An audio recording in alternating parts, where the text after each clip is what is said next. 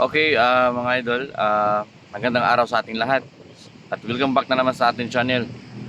Para sa video na to mga idol ay may panibagong tutorial na naman tayo kung paano mag CVT cleaning sa panggilid natin sa ating scooter na motor.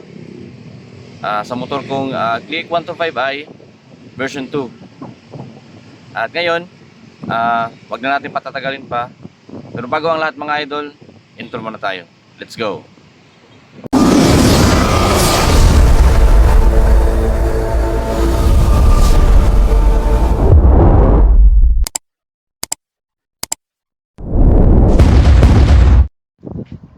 At ngayon mga idol, ito yung panggiliran sa ating motor na Honda Click.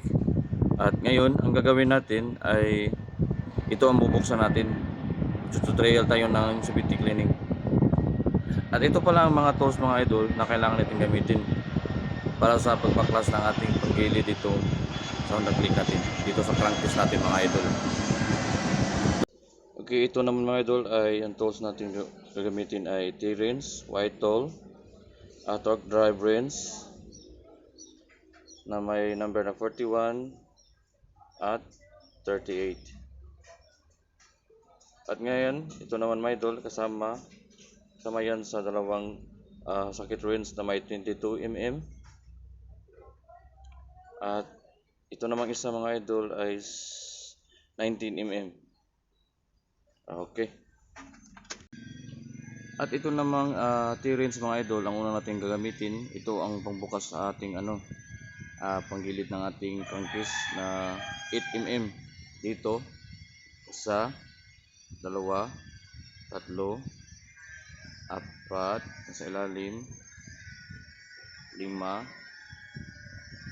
6, yung 6 may katabi 6, tapos 7,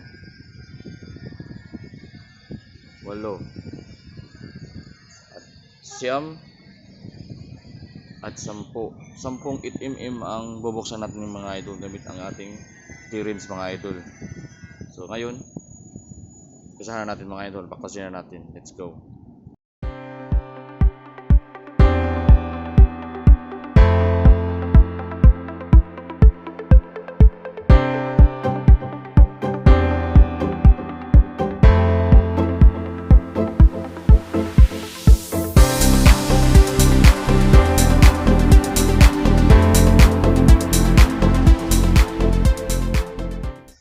At tatanggal na natin ang 10 tornilyo na binaklas natin galing sa panggilid na ating crankcase ng Click mga idol. At itong mga tornilyo na ito mga idol ay may tatlong klase. Tatlong maliliit, dalawang mahahaba at 5 ring medium size. Yung 5 medium size dyan nakalagay yan. 5, 4, 5. Diyan, take note mga idol, dapat di magkapalit. At itong dalawang mahaba o malaki mga idol na tornilyo ay dapat diyan. Nasa gitna yung dalawa. At itong tatlong maliliit mga idol ay nasa unahan ng crankcase. Dapat hindi magkapalit mga idol. Yan ang iti-take note natin. 1, 2, 3. Hindi dapat yan magkapalit. Hindi dapat malagyan ng tatlong malalaki kasi masisira yung makina, baka mabubutas pa yung makina natin mga idol dito sa crankcase. So ngayon mga idol, pabaklasin na natin yung crankcase natin, crankcase cover mga idol. Yan, gagamitin natin yan ng flat screw.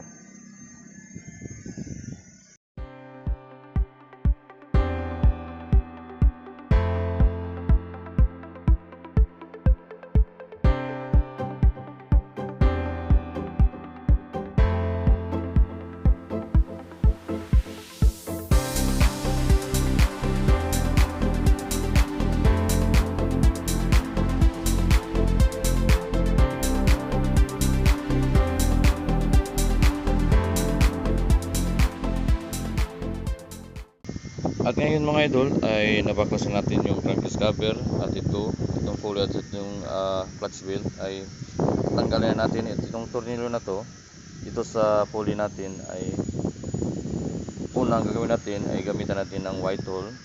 Dito nakita mo yung dalawang butas sa ating pulley mga idol, at dyan isasabit natin yung mga idol at sasabit natin yung maigi para pagbukas natin ang gamitan natin ng T-rings. By the way mga idol, yung T-rings na ginagamit natin dyan sa pulley mga idol ay number 22mm mga idol. Dahan-dahanin mo lang mga idol at hawakan mo yung, alalayan mo lang yung white tool para hindi malaglag mga idol. Ngayon, lumuwag na yung tornilyo mga idol at pwede na natin yung tanggalin. At tiktot mga idol, yung tornilyo ay may kasama yung washer mga idol. Doon sa pulley straight natin mga idol ay may washer dyan na makapal. At ayan, nahila na natin yung pulley. At dito naman sa natin, gamitan rin natin ang white tool mga idol.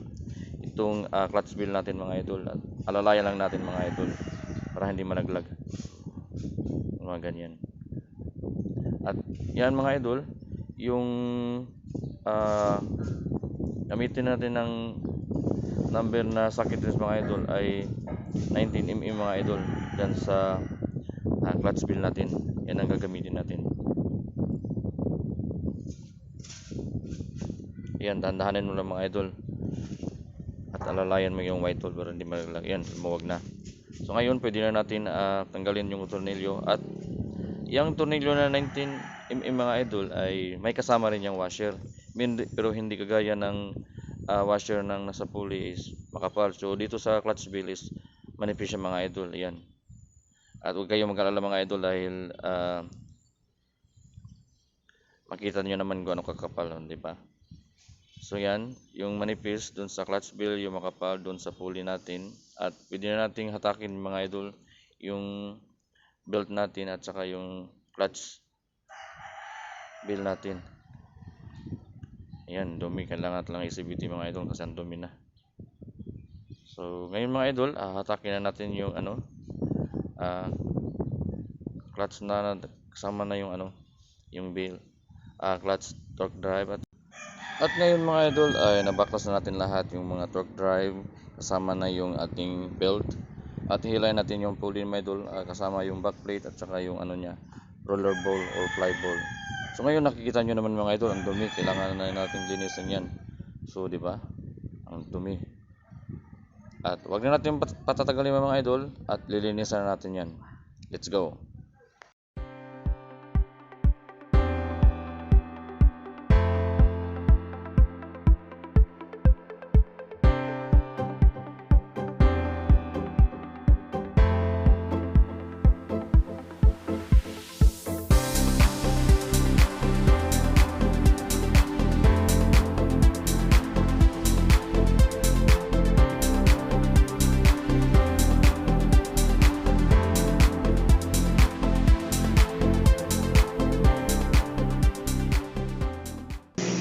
At ngayon mga idol, natapos na natin linisan yung natin, panggilid natin. At make sure mga idol, katapos na linisan ay tutuyo talaga yan.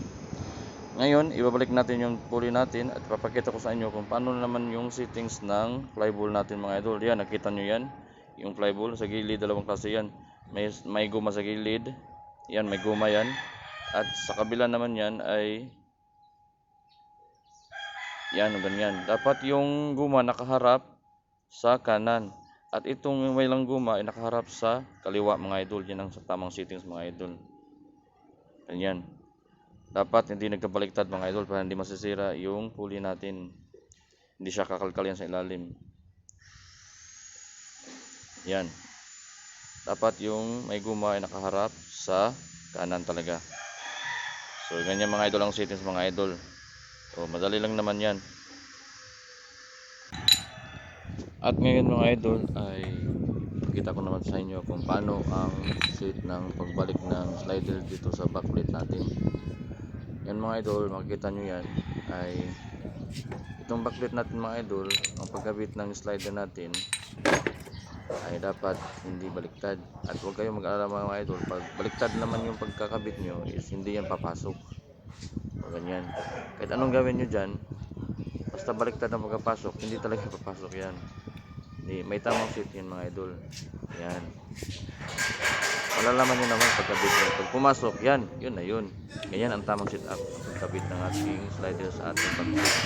Pag nakabaliktad naman yan, nahirapan kang papasok, hindi yan nakafix. Nakabaliktad.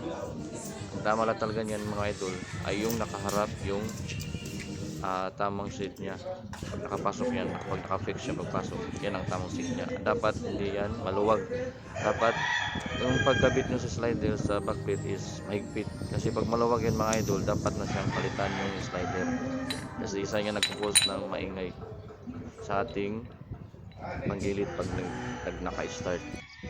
Yan, ganyan din pagkakabit ng ating pulley. Yan, hindi yan papasok pag hindi yan pag mali yung kapal yan.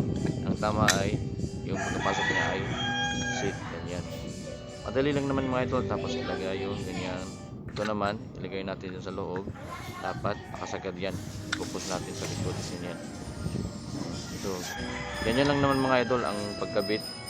At dapat yung backplate is nakaharap dun sa loob ng ating gilid mga idol.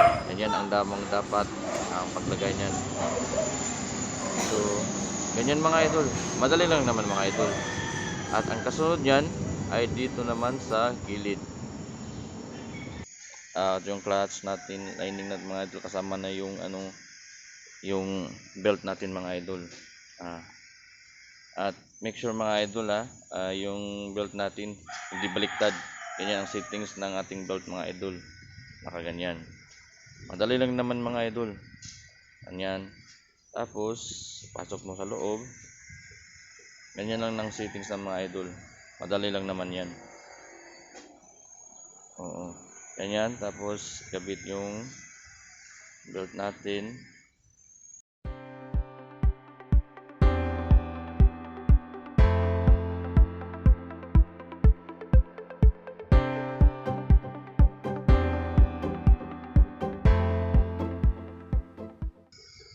At ay mga idol, nakabit na natin yung belt at saka yung torque drive natin at kasama yung clutch. At ngayon, ibabalik na naman natin yung pulley natin mga idol. Dapat ganyan nakaharap mga idol. Hindi ganyan ha. Hindi ganyan nakaharap mga idol. Dapat magkaharap yan. Yan ang harap natin. Yan, ganyan. Madali lang naman mga idol. Huwag kayong mag-alala. At saka ibalik ang ating tornilyo mga idol. Yan.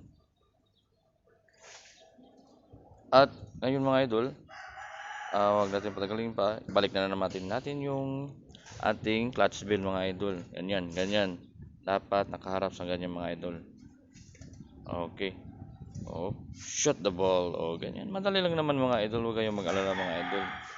Madali lang naman yan. At saka yung, of course, yung ang ating washer mga idol, yung manipis doon sa clutch bell at yung makapal doon sa pulley. At take note mga idol, yung mga washer mga idol ay may yan, may gasgas. Yung may gasgas mga idol, yan, may gasgas yan. Dapat nakaharap yan sa pulley mga idol. O yung hindi masyado magasgas at doon nakaharap sa labas. Yung may gasgas, harap sa loob niya mga idol. Ganyan. At sa ganun din sa kabila mga idol, sa clutch bell natin na washer ay yung gasgas ay nakaharap din sa clutch bell. At saka yung hindi masyado magasgas, syempre sa labas na naman yung mga idol nakaharap. Madali lang naman mga idol. Ganyan lang naman mga idol, ibalik natin. At ang kasunod niya ng washer mga idol, ibalik naman natin yung 19mm na tornilyo sa clutch bell natin. At sa kabila namin, yung tornilyo ng pulley ay 22mm mga idol. Ayan. Huwag kayong mag-alala mga idol dahil hindi talaga magkapalit yung tornilyo sa clutch bell at saka sa pulley. Kasi pag nagkabaliktad yan, hindi yan papasok. Kasi hindi yan fit. Kung saan siya nakalagay, doon lang talaga siya na-fit. At to make sure mga idol, yung belt natin, i-check natin. At ngayon, gamitan na naman natin ng white tool, yung pulley natin, para higpitan natin yung pulley para hindi matanggal. So ngayon mga idol, ang wrench na naman natin ang gagamitin yung mga idol, yung socket wrench na 22. At alalayan mo yung white tool mga idol para hindi malaglag. At gamitan mo yan ng socket wrench na 22 at make sure mga idol, yung pagkahigpit yan mga idol ay tamang-tama lang pagkahigpit. At huwag masyadong huwag mong pilitin. Yung tamang-tama, katamtama lang yung pagkahigpit yung mga idol para hindi masira yung ano natin. O, ganyan mga idol.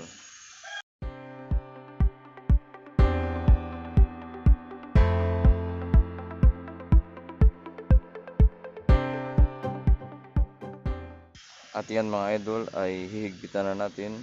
Katulad ng sinabi ko, dapat tamang-tama lang yung pagkahigpit niya. Huwag mo masyadong pursahin. Kung sa tingin mo ay sakto na yung pagkahigpit niya, yun lang. At alalayan mo yung white tool para hindi malaglag. So yan. Madali lang naman mga idol. 1, 2, 3.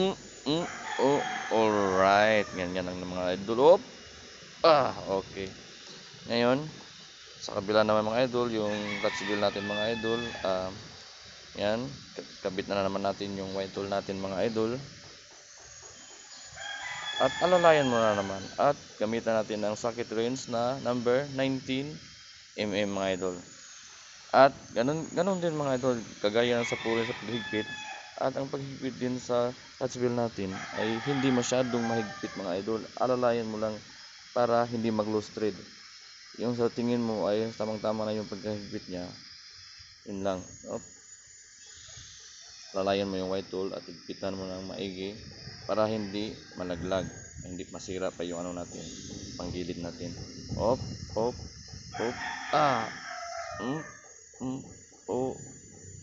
Higpit na yan. Alright. Ganyan lang mga idol. Madali lang naman mga idol. Ayan mga idol. So ngayon, tapos na yung ano natin mga idol.